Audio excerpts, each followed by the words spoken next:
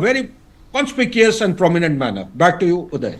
All right, more news now coming in this hour. Israel has struck suspected chemical weapon sites and long-range rockets in Syria in order to prevent them from falling into the hands of hostile actors. But that's not all. It has also taken over the buffer zone at Golan Heights. Israel's Foreign Minister Gideon Saar has stated that takeover of the buffer zone along its border with Syria was a limited and temporary step done for security reasons. Well, earlier the Israel PM Netanyahu had ordered the Israeli military to seize a demilitarized buffer zone on the border with Syria after the overthrowing of al-Assad in Damascus.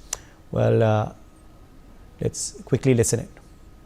With regard to a threat on our security, mainly our communities in the Golan Heights, we took in some points, ruling territories near the border in order not to be surprised from October 7 in the Syrian border. I emphasize it is a very limited and temporary step we took from security reasons. With regard Adit Kothari is back with us on the broadcast. Adit, what do you make of Israel's steps that have been taken since this development in Syria? So I think from an Israeli standpoint, they're basically reinforcing their side of the border, and they're basically protecting any sort of hostile activities to sort of overflow into their territory.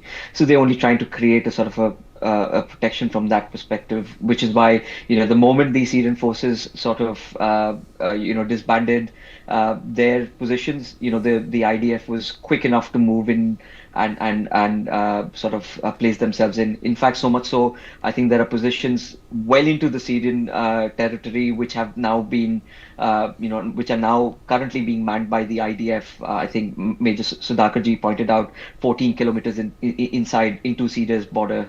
The one thing that I do want to point across is about Abu Muhammad al-Jalali.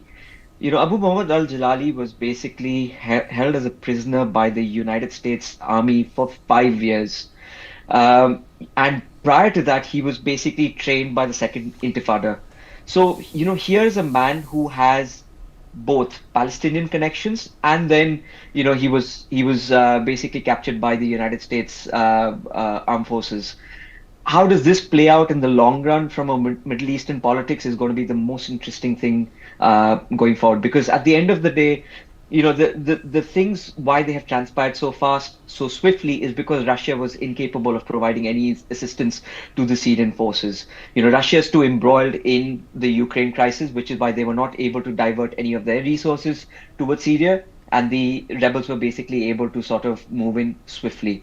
Now the Israelis are trying to cut off everything from a Syrian perspective that links Iran into either Hezbollah regions or to the supply chains of Hamas. So what does this mean? Does this mean that the United States will move in and ensure that al-Jalali doesn't sort of bite the Iranian regime's plea to ensure that the supply lines between Hezbollah and Hamas and everything is intact? Or does he actually play foul to that? I think that's what is going to be the interesting thing, which is going to play out over the next couple of weeks. But I think, like Ambassador Mukherjee also pointed out, from a pure civilian perspective, here is a rebel government that has come in, or a rebel regime that is trying to create ruckus, which is trying to create point taken. All right, we'll have to wrap it up. My thanks to all of our guests for joining us on this broadcast.